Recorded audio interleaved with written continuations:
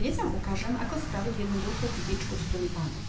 Mám pre vás prichystané tulipány žlté, oranžový ornitogálum, lemonku a zeleň, eukalyptus a listy.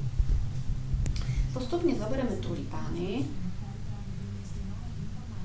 a prikladáme ich stredavo so zeleňou.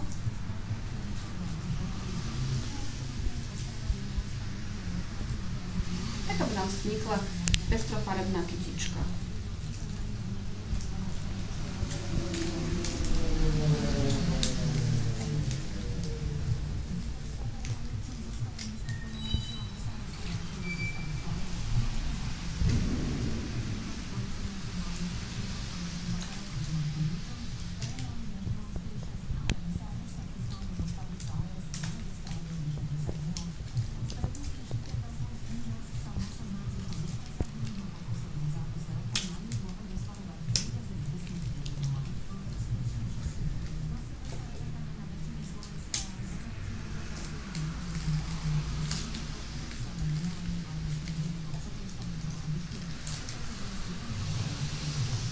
Kytičku dozdobíme eukalyptusom a listami.